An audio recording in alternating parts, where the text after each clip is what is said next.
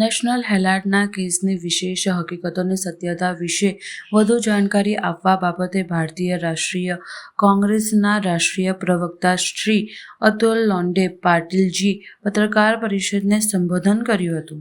बहुत बहुत नमस्कार। केम छो? इसके ऊपर ज़्यादा कुछ नहीं आता। मेरे सभी साथी, जिला प्रमुख जोशी जी, विपक्ष के नेता बत्तू भाई, वरिष्ठ प्रवक्ता हमारे मित्र रावत जी, निशान जी, जोशी जी प्रवक्ता और सभी कांग्रेस के वडोदरा के वरिष्ठ नेता, जैसा कि आप सभी जानते हैं, आज सत्ता में ऐसी पार्टी है जिसका स्वाधीनता संग्राम में रत्ती भर का भी योगदान नहीं है और जिस कांग्रेस ने अपने कार्यकर्ताओं, अपने नेताओं के बलिदानों पर इस देश की स्वाधीनता हासिल की है, उनके प्रतीकों को, उनकी पहचान को मिटाने की कोशिश गत 11 वर्ष से लगातार शुरू है।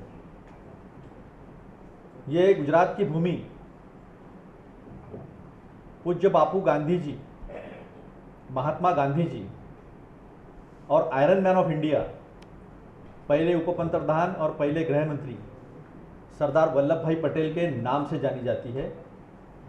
उसे कलंकित करने का काम यहीं से हो रहा है, ये दुर्भाग्य की बात है। जिस वक्त अखिल भारतीय राष्ट्रीय कांग्रेस कमेटी ने ये सोचा, ये निर्णय लिया कि हमारे सरदार वल्लभ भाई पटेल इनकी 150वीं जन्म जयंती पर गुजरात से ही दूसरे स्वाधीनता संग्राम का आंदोलन का आगाज किया जाए और सच्चाई सरदार वल्लभ भाई पटेल और आरएसएस के बारे में जब जनता के सामने रखी गई, पूरे एविडेंसेस के साथ, और कुछ निर्णय लिए गए जो आज सरदार वल्लभ भाई पटेल होते तक करते, इस निर्णय के बाद बौखलाई हुई बीजेपी ने फिर से उनके जो हथियार हैं, जैसे कांग्रेस के हथियार है अहिंसा, सत्य, कांग्रेस के आदर्श है पूज्य महात्मा बापू जी गांधी, सरदार वल्लभ भाई पटेल, पंडित जवाहरलाल नेहरू, मौलाना अबुल कलाम आज़ाद, ऐसे इनके पूज्य कौन है? तो ईडी, इनकम टैक्स, सीबीआई का हथियार उन्होंने बाहर निकाला। कांग्रेस का अधिवेशन होता है और वहाँ सारे कार्यकर्ता नेताओं के साथ मिलकर यह तय करते हैं कि गुजरात में इस बार के चुनाव में हम बीजेपी को हराएंगे बापू और सरदार के विचारों को लेकर। तो ये बौखलाहट में, हार की डर से हमारे नेताओं को डराना चाहते हैं। कोई डरने वाला नहीं है, कोई झुकने वाला नहीं है, ताकत से लड़ा जाएगा, क्योंकि बापू ने हमें सिखाया है सच की राह पर चलना। हम सच की राह पर चलेंगे, जितना जोर लगाना है वो जोर लगा दें। देश का संविधान, जिसका अनुच्छेद 51A(b) ये कहता है कि स्वाधीनता संग्राम के जितने भी प्रतीक है उसे संजोया जाए, उसे प्रोटेक्ट किया जाए और धरोहर के तहत उसको मानना चाहिए। लेकिन इनका तो गुस्सा संविधान से भी है, देश के तिरंगा से भी है, स्वाधीनता संग्राम के नेताओं से भी है, चाहे वो सरदार वल्लभ भाई पटेल हो, सुभाष चंद्र बोस हो, अबुल कलाम आज़ाद हो, महात्मा गांधी हो और पंडित जवाहरलाल नेहरू जी से तो इन्हें आज भी डर लगता है। तो इन्होंने बिना कुछ ट्रांजैक्शन के ईडी को 2023 में पिक्चर में लाया। अब ये सिलसिलेवार मैं आपको बताता हूँ क्या है। एजेएल कंपनी 4 बड़े लोगों ने फॉर्म की थी, मैंने सबके नाम आपको बता दिए। और एजेएल कंपनी के पास 6 प्रॉपर्टीज है, उसमें कि लखनऊ जो है फ्री होल्ड खरीदी गई प्रॉपर्टी है, बाकी लीज पर है गवर्नमेंट की, और वो कुछ कंडीशंस के साथ है। उसमें कंडीशंस ये है कि वो केवल और केवल मीडिया के लिए, यानी अखबार छपवाने के लिए, अखबार के कामकाज के लिए ही इस्तेमाल किया जा सकता है, उसे ना बेचा जा सकता है ना खरीदा जा सकता है। ये पहला अहम तथ्य है जो आपके माध्यम से मैं गुजरात की जनता को बताना चाहता हूँ। दूसरी बात, स्वाधीनता संग्राम के बाद कुछ अड़चनें इस अखबार के सामने, एजेएल के सामने खड़ी हुई। अड़चनें खड़ी होने की वजह से 2002 से 2012 तक कांग्रेस पार्टी ने 90 करोड़ का लोन जो है वो एजेएल को दिया, चेक से दिया। अदानी जैसा पैसे यहाँ से वहाँ नहीं। कुछ होता उनके पास तो उस बात को हम मानते, लेकिन ये केवल और केवल स्वाधीनता संग्राम के प्रतीकों को नष्ट करने का गंदा प्रयास और कांग्रेस के नेताओं को बदनाम करने की कोशिश से ज्यादा कुछ नहीं है। जैसा कि हमारे साथी ने कहा, एसोसिएट जर्नल लिमिटेड जो है, ये कंपनी 1937 में 4 कांग्रेस के बड़े नेताओं ने इकट्ठा आकर इस देश की आम जनता की, आवाम की आवाज़ बुलंद करने के लिए और स्वाधीनता संग्राम को और तेज करने के लिए खोला था। और तब 3 अखबार निकलते थे, इंग्लिश में द हेराल्ड, हिंदी में नवजीवन और उर्दू में कौमी एकता। इसके पुरोधा कौन थे? पुरुषोत्तम दास जी टंडन थे, पंडित जवाहरलाल नेहरू जी थे, रफ़ी अहमद किडवई जी थे। ऐसे बड़े बड़े लोग जिन्होंने आज़ादी में अपना सब कुछ लुटा दिया। और एक बात और बता दूं मैं, ये वही गांधी परिवार, नेहरू परिवार है जिन्होंने उस वक्त 200 करोड़ की संपत्ति, जिसकी आज वैल्यूएशन 50,000 करोड़ से भी ज़्यादा आता है, देश को दान कर दी थी, देश को दे दी थी। ऐसे समर्पण वाले परिवार को और पार्टी को बदनाम करने का ये एकमात्र प्रयास है और कुछ नहीं। एजेएल के खिलाफ अंग्रेजों को भी गुस्सा था और एजेएल के खिलाफ यानी नेशनल हेराल्ड, नवजीवन, द कौमी एकता, इसके खिलाफ बीजेपी को भी गुस्सा है और स्पष्ट तरीके से देखता है। अब ये एजेएल मसला क्या है? एजेएल के तहत 3 अखबार जिस तरह से चलते थे, अंग्रेजी, हिंदी और उर्दू माध्यम के, उनके ऊपर 1942 में जब बापू ने सबको आह्वान किया था करो या मरो, उस करो या मरो के आह्वान के वक्त इनके ऊपर बैन अंग्रेजों ने लगाया था, जो कि 45 तक चला। यहाँ तो कोर्ट क्या फैसला देने वाला है पहले बता देते बीजेपी के नेता लोग। यहाँ तो ईडी किसके घर में, इनकम टैक्स किसके घर में कब जाने वाली है, ये बीजेपी के लोग बता देते हैं। हमारे किरीट सोमैया जी पता नहीं इनकम टैक्स में काम करते हैं, क्या करते हैं, खबरी है इनकम टैक्स के। जैसे पुलिस में खबरी होते हैं ना, गली के गुंडे खबरी होते हैं, वैसे हमारा किरीट सोमैया को पहले ही पता रहता है जिसके घर में इनकम टैक्स की रेड होने वाली है, ईडी की रेड होने वाली है। आज तक 9 अप्रैल से लेके आज हम 22 अप्रैल बैठे हैं, किसी को चार्जशीट पता नहीं है क्या है। तो आप समझ लीजिए, जिस केस में पैसे का हस्तांतरण नहीं हुआ, पैसा यहाँ से वहाँ नहीं गया, संपत्ति एजेएल के पास ही है। 1955 में सुप्रीम कोर्ट ने दिया था कि सब्सिडरी ओन नहीं कर सकती है, वही कानून यहाँ पर भी है। यंग इंडिया के पास एजेएल की कोई संपत्ति नहीं है। राहुल जी को फ्लाइट का टिकट भी नहीं मिला है कभी एजेएल से, कभी कोई डिविडेंड प्रॉफिट नहीं मिला, कभी कुछ नहीं मिला, ना सैलरी मिली, ना सोनिया जी को मिली, ना फर्नांडिस जी को मिली, ना वोरा जी को मिली, ना सुमन दुबे जी और हमारे सैम पित्रोदा जी जो है वो नॉन शेयर होल्डिंग डायरेक्टर्स है। तो किसी को कुछ नहीं मिला, पैसा यहाँ से वहाँ नहीं गया। मेरे मन को भाया, मैंने ईडी को बुलाया और ये डायलॉग पिक्चर का जगीरा।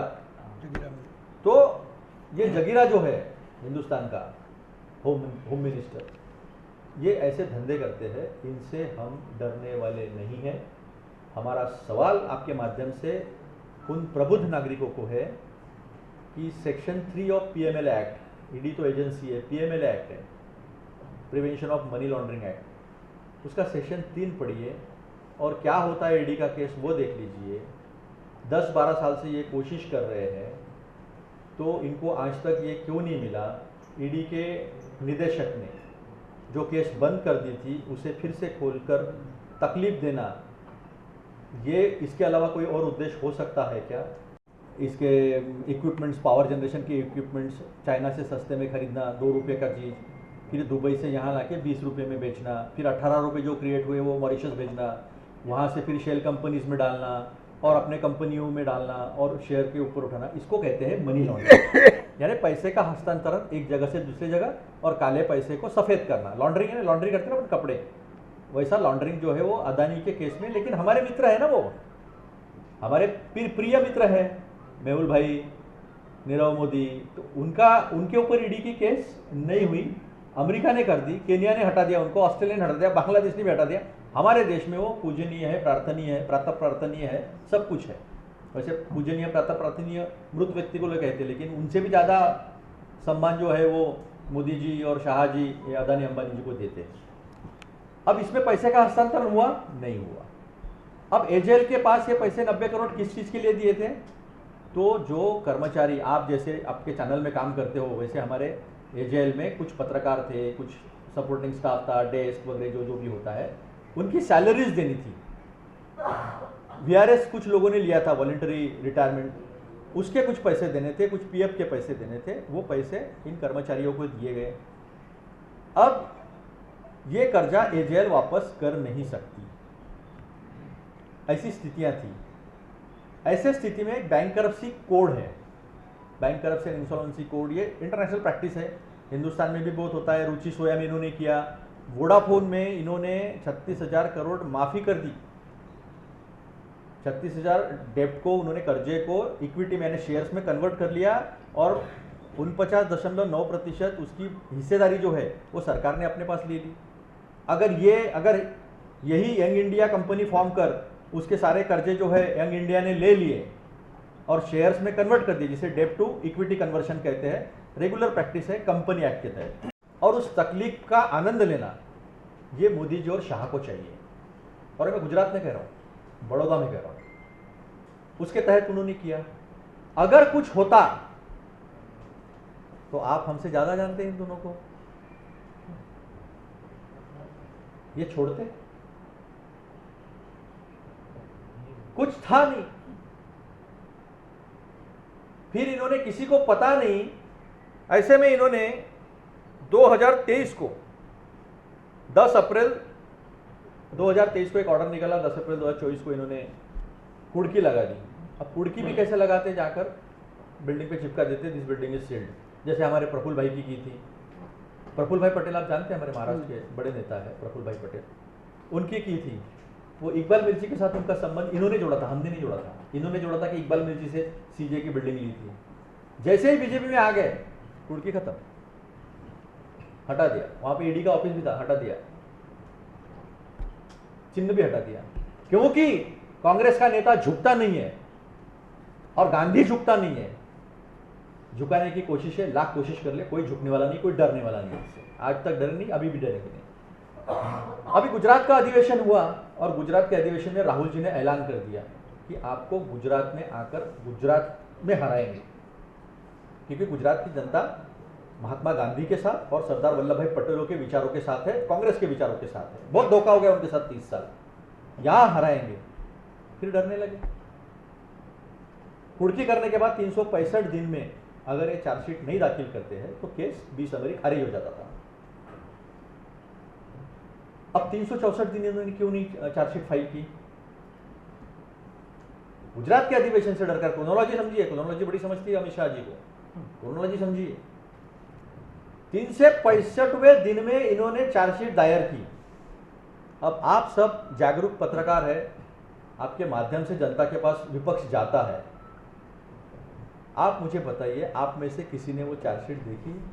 56 का कंपनी एक्ट है जिसका सेक्शन 25 और जो अमेंडमेंट 2013 में हुआ उसका सेक्शन 8 नॉट फॉर प्रॉफिट। इस कंपनी कोई भी मुनाफा किसी को हो नहीं सकता, पहली बात। दूसरी बात, कोई भी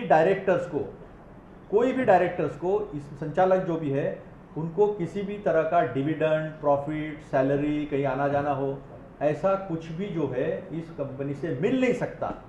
और इसे अगर लिक्विडेट करनी है तो ये सरकार जमा होती संपत्ति, ये किसी राहुल जी या सोनिया जी या सुमन दुबे जी या ओरा जी जो भी थे इंडिया में, अभी तो ओरा जी तो चले गए, गुजर गए वो, तो इन लोगों को मिल नहीं सकता है। तो केवल और केवल स्वाधीनता संग्राम की धरोहर और आम जनता की आवाज़ उठाने के लिए बनाए गए अखबार को ईडी का केस बनाया गया है। ये कंप्लेंट 2012 में भी हुई थी, लेकिन 2012 में इलेक्शन कमीशन ऑफ इंडिया ने इसे सिरे से खारिज कर दिया था। फिर सुब्रमण्यम स्वामी, जैसे हिंदुस्तान में सुब्रमण्यम स्वामी है, हमारे महाराष्ट्र में किरीट सोमैया है, इनका एक ही ठेके पे ये कांग्रेस पे आरोप लेने का काम करते हैं। ठेकेदार है, आरोपों के ठेकेदार, नया कंसेप्ट है ये। तो उन्होंने वो केस डाली 2014 में। 2015 में ये केस को ईडी ने बंद कर दिया था। कटोच नाम के एक अधिकारी थे, राजेश कटोच, मुझे नाम थोड़ा कंफर्म करना पड़ेगा। कटोच नाम के अधिकारी थे, तो उन्हें जो है वहाँ से हटाया गया, क्योंकि उन्होंने केस बंद कर दी थी। केस में तो कुछ था नहीं, तो केस में कुछ था नहीं, बंद कर दी थी। तो 2020 में जो है उसे प्राइवेटली और एक कंप्लेंट करके सामने लाया गया। अब 2023 में इन्होंने क्या किया, जैसे जैसे इनको डर लगा वैसे वैसे ये नया मसला खड़ा करते हैं। राहुल जी ने भारत जोड़ो यात्रा की, डर लगा। उसके पहले उनको ईडी में 10 घंटा 50-55 घंटा जो है रोज ईडी के दफ्तर में बिठाया गया। सोनिया जी एक बहुत बड़े अपने स्वास्थ्य के समस्या से जूझ रही है, उम्र 77-78 से ज़्यादा है, उन्हें भी 55 घंटा बिठाया गया। एक शब्द ना राहुल जी ना सोनिया जी के जबान से निकला कि हम नहीं करेंगे, कोऑपरेट उन्होंने किया। ऐसी अवस्था में सोनिया जी के साथ घर में जाकर भी इंक्वायरी हो सकती थी। अरे ये तो भगवान को भी नहीं मालूम ना। मैं तो वही आपसे सवाल किया कि जिन पार्टी के नेताओं को ईडी कब कार्रवाई करने वाली है, इनकम टैक्स कब कार्रवाई करने वाली है, सब पता होता है, पत्रकारों के सब पास पहले ही सब कुछ पहुंच जाता है, उनके पास आज तक चार्जशीट पहुंची नहीं है। ये तो 9 अप्रैल में किया ना उन्होंने कार्रवाई, आज तो 22 अप्रैल है। हम आपके सामने बैठे, समक्ष बैठे, आप बताइए चार्जशीट सामने आएंगी तो हम भी बात करेंगे। सर, बीजेपी का कहना ये भी है कि ईडी का स्थापना कांग्रेस के द्वारा ही किया गया था, और आज के डेट में आपको ऐसा लगता है कि ईडी जिस तरीके से आप लोगों ने जिस काम के लिए इसका स्थापना किया गया था, आज आप लोगों के ऊपर ही कहीं ना कहीं हावी हो रही है? नहीं, हमारे ऊपर हावी नहीं हो रही है। कोई भी संस्था का उद्देश्य गलत काम को रोकने के लिए होता है। इन्होंने उन संस्थाओं का इस्तेमाल गलत काम करने के लिए कर रहे हैं, और इतिहास काले अक्षरों से इसकी रजिस्ट्री करेगी। जैसे सुभाष चंद्र बोस जी ने सिंगापुर के रेडियो से कहा था कि जिन्ना और सावरकर जी जो हिंदू मुस्लिम की नफरत का जहर घोल रहे हो आप लोगों के दिल में, इतिहास आपको कभी माफ़ नहीं करेगा। 1943 में उन्होंने आगाह किया था इस बात को। अब यही सुभाष चंद्र बोस जी के बारे में कहते हैं, जैसे जिस तरह से सरदार वल्लभ भाई पटेल ने कहा था कि हिंदू राष्ट्र एक पागलपन है, उसी तरह सुभाष चंद्र बोस जी ने भी इनको आगाह किया था। तो जो चीज़ें अच्छे काम के लिए इस्तेमाल की लाई थी वो गलत काम के लिए करते हैं। अब मैं आपको बताता हूँ, पार्लियामेंट में क्वेश्चन पूछा गया था, एक सवाल पूछा गया था कि ईडी के कितनी केसेस नेताओं पर है। 98% केसेस विपक्ष के नेताओं पर है, और एक भी केस आज तक प्रूव नहीं हुई है।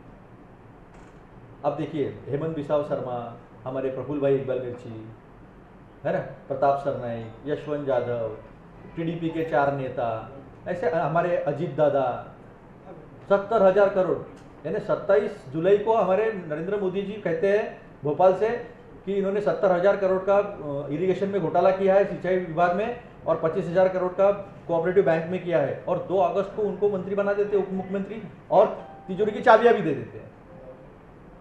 तो गलत इस्तेमाल इनका उद्देश्य है। कोई भी चीज़ अच्छे के लिए होती है, इन्होंने उसका गलत इस्तेमाल जो है वो करने की कोशिश की। ईडी 1956 से है। ये जो ईडी अभी चल रही है, पीएमएल एक्ट है, ये लाया गया था जब पैसा बना 1991 के बाद देश में, फर्जी कंपनियां बनाना। अभी आप गुजरातियों को मैंने ये समझाना, एक मराठी आदमी ने, ठीक नहीं, हम तो नौकरी पेशा खेती करने वाले लोग हैं, या तो नौकरी करेंगे या खेती, व्यापार हमारे खून में नहीं है। वैसे भी गुजरात के खून में व्यापार है, तो आपको हम बताएं ये तो यानी सूरज को दिया दिखलाने वाली बात हो जाएगी। तो इस्तेमाल 56 से अब तक नहीं हुआ, और अब कैसे हो रहा है?